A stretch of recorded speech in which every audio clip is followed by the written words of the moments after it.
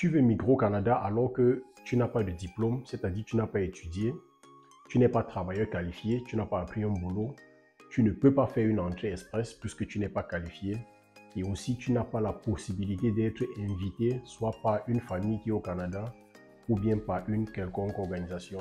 Sache que ce n'est pas fini, il y a une solution à tout. Mais cette solution est telle que les agences d'immigration ne vous parlent pas souvent de ça parce que si ces agences vous font passer par ça, par cette rubrique-là pour que vous voyagez pour le Canada, elles n'auront pas assez d'argent derrière vous.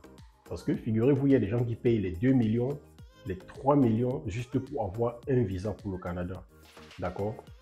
Passant par cette rubrique dont je vais vous parler aujourd'hui, ça concerne bien sûr ceux qui n'ont pas de diplôme, ceux qui n'ont pas appris un travail, ceux qui ne sont pas qualifiés pour une entrée express et ceux qui n'ont pas de famille au Canada qui peuvent les envoyer une invitation pour qu'ils arrivent au Canada. Ok?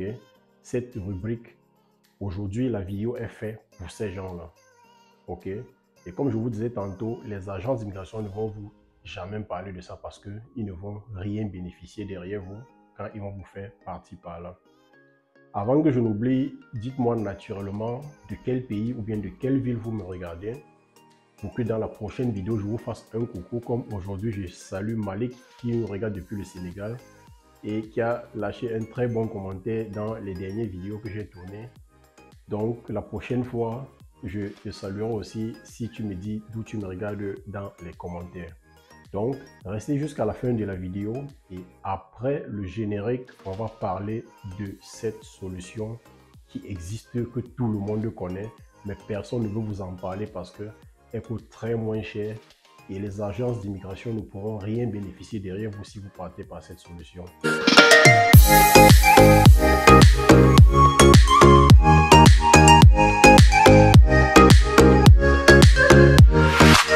Alors moi c'est Jires Vofo et le but de cette chaîne est de donner les informations payantes gratuitement à mes abonnés et à mes futurs abonnés, surtout ceux qui me regardent pour une première fois aujourd'hui, de telle en sorte qu'avec ces informations, que vous puissiez faire votre procédure de voyage d'immigration vous-même, sans passer par une quelconque agence d'immigration qui va vous prendre des milliers et des milliers de CFA.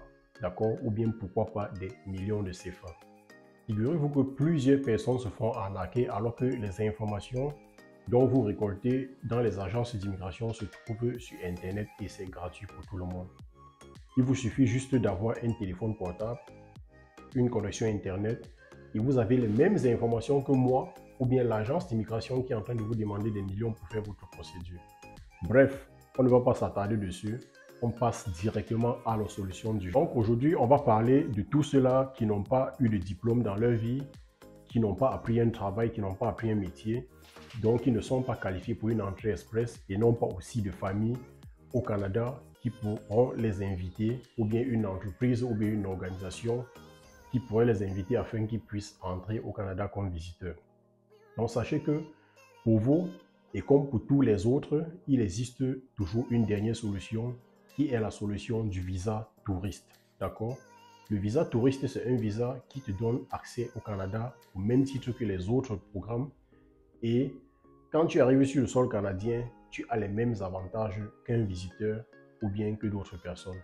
D'accord? Il suffit juste de savoir comment s'en prendre pour avoir ce visa et comment faire pour ton interview à l'ambassade. De toute façon, on ne te demande pas grand-chose. Tu n'as pas besoin de diplôme, tu n'as pas besoin d'un test de langue, tu n'as pas besoin de rien. Tu as juste besoin de te présenter à l'ambassade après avoir pris ton rendez-vous avec ton passeport et les justificatifs que je vais te donner tout de suite pour que ta demande de visa touriste soit effective et efficace. Je vais d'abord commencer par vous dire ce que c'est qu'un touriste dans un pays étranger.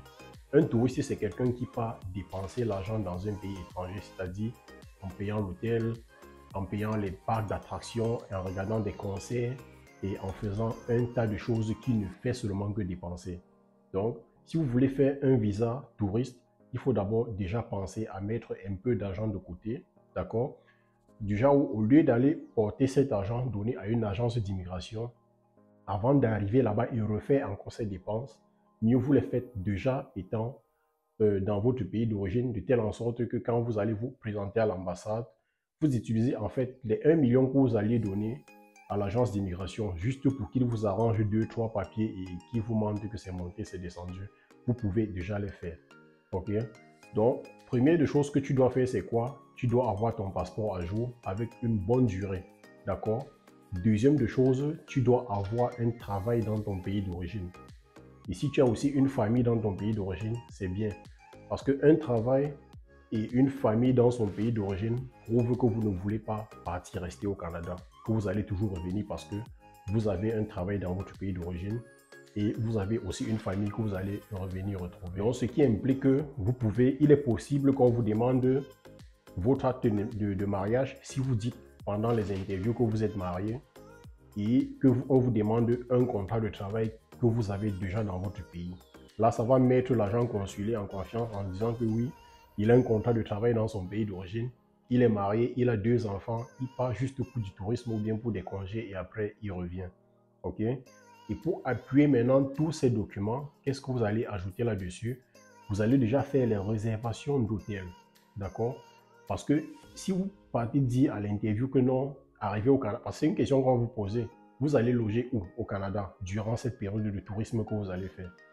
Si tu dis par exemple que je vais rester chez un ami, là c'est un peu ambigu. Quand on fait du tourisme, on est partout, on est partout. Il va aussi falloir que vous réserviez dans des centres d'attraction, c'est-à-dire dans des parcs d'attraction, dans des concerts et dans plusieurs événements, dans des cinémas, en fait, que vous réservez déjà vos places là-bas. Ok? Parce que tout ça, quand vous allez déposer devant l'agent consulaire lors de votre interview, tout sera clair que vous partez pour un tourisme et surtout, ayez toujours une réservation de billets d'avion aller et retour. D'accord? Donc, tout ce que vous devez prouver, c'est que je m'en vais pour revenir. Ne demandez jamais un visa de plus de 3 semaines. Si vous demandez déjà un visa de 4 semaines ou bien de 2 mois, c'est un peu ambigu parce que dans la tête de l'agent consulaire, c'est est-ce que vous avez assez de moyens pour vous payer des hôtels pendant 2 mois? Bon, quand vous faites un truc de 2 semaines, même si vous savez que vous allez aller caler, vous faites un truc de 2 semaines, d'accord? Ou bien un truc de 3 semaines maximum avec des Airbnb. Les Airbnb, c'est des appartements meublés en fait où vous pouvez faire votre cuisine vous-même, vous pouvez balayer le sol vous-même, vous pouvez dresser votre lit vous-même. Ce n'est pas comme des hôtels où on fait tout pour vous et vous n'avez pas la possibilité de cuisiner là-bas. D'accord?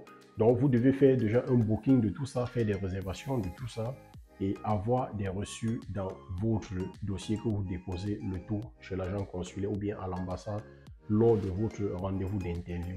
Parce que tout ça va prouver que vous partez pour revenir. D'accord? Et la dernière des choses, c'est qu'il faut maîtriser les trajets. N'achetez pas seulement les billets des hôtels, ne réservez pas seulement tout. Et après, quand on vous demande, quand vous allez aller dans le parc d'attractions de telle ville, vous allez loger où?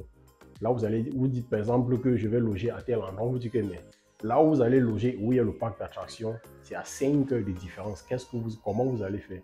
Vous allez vous déplacer en avion ou bien c'est comment? Donc, il faut être stratégique. Vous choisissez des logements à côté des parcs d'attractions et il faut choisir en 2 semaines. C'est compréhensif que vous faites maximum ou bien minimum. Je vais dire minimum 4 activités. C'est-à-dire un parc d'attractions, vous allez à un concert, vous partez à un deuxième parc d'attractions et surtout peut-être dans 2 villes ou 3 villes différentes.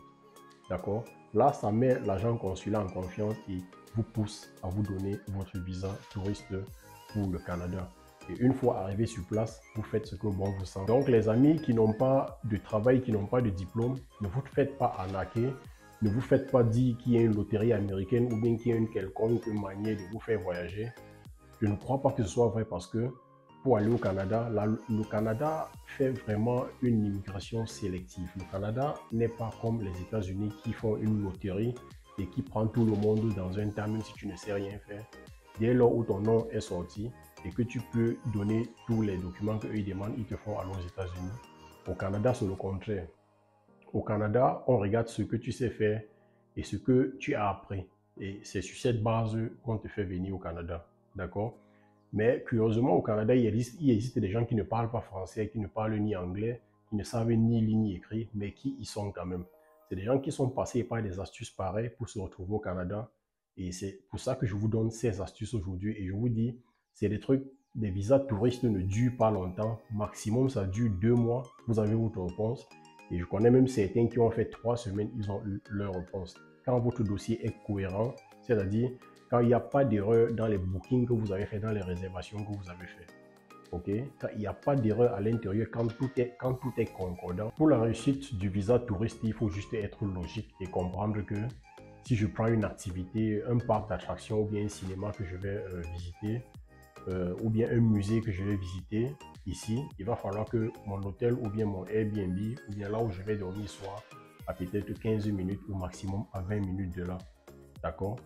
Donc, il faut réfléchir logiquement quand vous faites une demande de visa touriste, quand vous faites des bookings, quand vous faites des réservations. C'est tous ces ensembles d'éléments que vous allez mettre ensemble pour pouvoir justifier votre envie de faire du tourisme au Canada et que ce soit sérieux en fait. D'accord? Donc, si l'astuce vous a plu, mettez-moi en commentaire ce que vous avez à dire et je saurai si d'autres astuces comme ça, je les chercherai encore pour vous. D'accord?